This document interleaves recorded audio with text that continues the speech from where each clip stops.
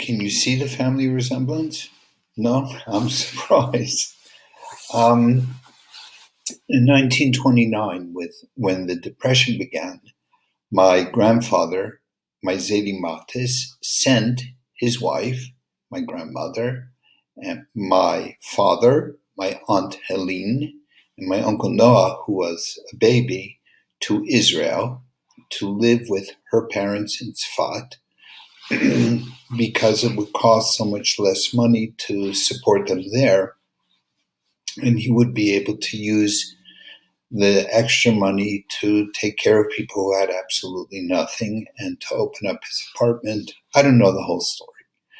But this part of the story I do know. They took a ship to Alexandria, Egypt. From Alexandria, they took a train to Akko. From Akko, they took a horse and buggy to Tveria. And from Tveria, they loaded up a mule with their luggage and they walked, with my grandmother carrying my Uncle Noach, the newborn baby. By the time they got to Tzfat from Tveria, it was hot, they were exhausted, they had been traveling, and they got to the door of my great-grandparents, the Lauberbaums, and my father had his first glance at his grandfather, who's right here in this picture, and he was expecting a kiss, a hug, something to eat, something to drink. Nothing like that at all. His grandfather said, "Come with me. What are you learning?" He told him which Gemara he was learning, and he sat him down at that table with that tablecloth. And he said, "Let's learn."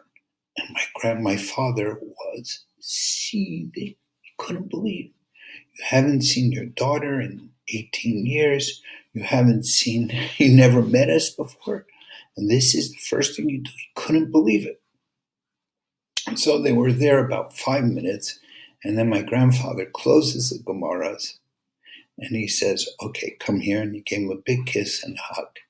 And he took him into the kitchen to give him something to eat and something to drink.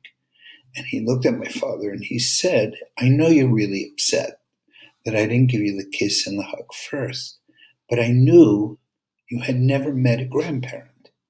And I wanted you to understand what it is a grandfather, a zt'l, is. And therefore my first minutes with you had to be learning."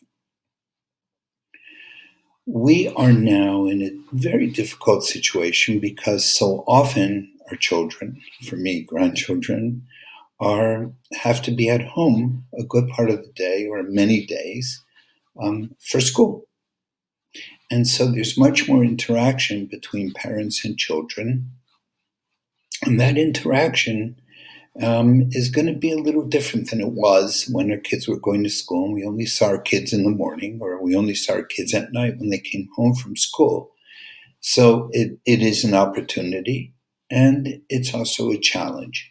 So I would like to devote a few of these learnings, a few of these recordings, to consider what it is we can learn from this opportunity and how can we maximize this opportunity so that our kids know this is what a father is, this is what a mother is, this is what a zt'l is, and this is what a bubby is, so that they can learn to appreciate the many gifts that many of us had.